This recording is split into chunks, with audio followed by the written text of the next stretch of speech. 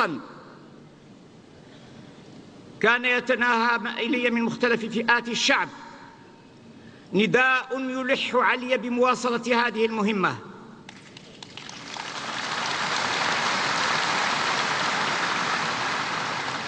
هذا النداء يشرفني بطبيعة الحال، ولكنه ثقيل، ولكنه صعب، ولكنه ملزم. وإذ أشكر كل الذين رفعوه إلى مسامعي خالص الشكر، فإنني أقدر جسامة وصعوبة ما يرجى مني.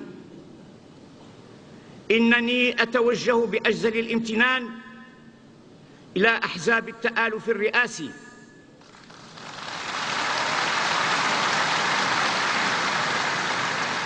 والمنظمات والجمعيات الوطنية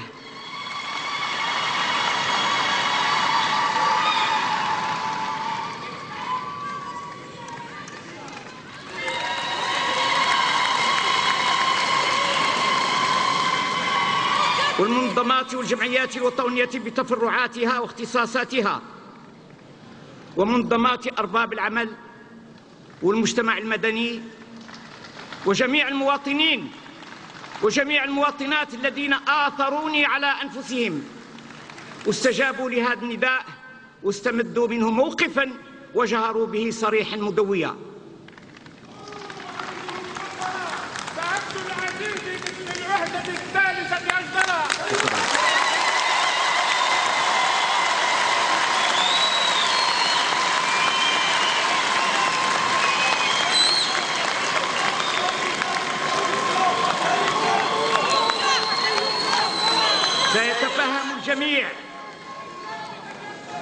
سيتفهم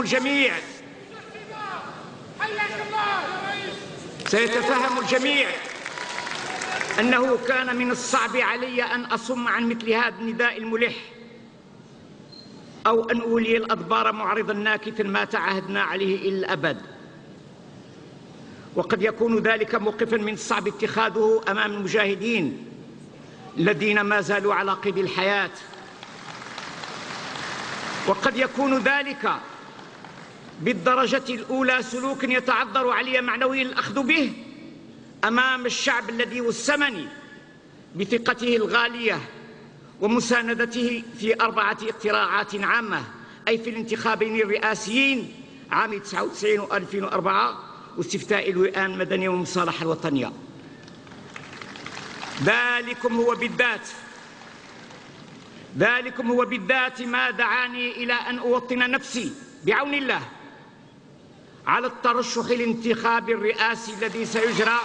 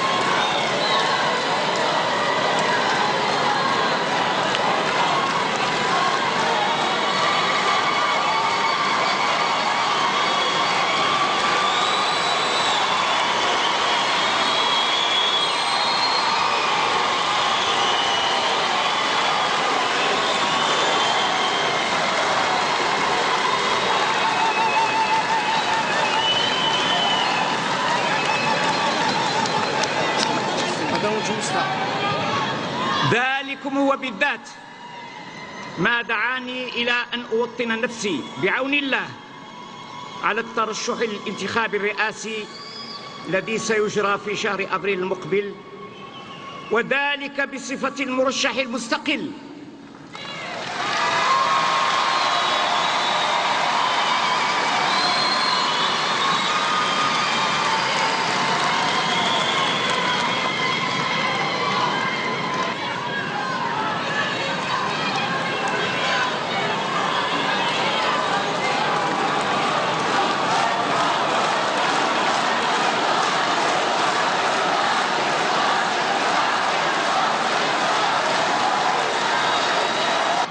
ومن ثمة أكون قد أديت واجبي المعنوي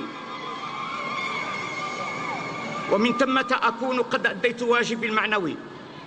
وللشعب الخيار وللشعب الخيار وللشعب الخيار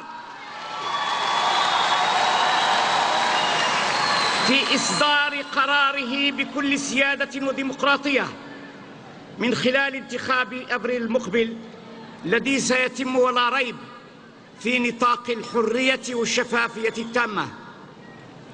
لن يكون الرئيس رئيساً إلا إذا كان مدعماً بثقة الأغلبية الساحقة للشعب. لن يكون الرئيس رئيساً إلا إذا كان مدعماً بثقة الأغلبية الساحقة للشعب. ومن هنا أهمية الانتخابات ومن هنا أهمية الانتخابات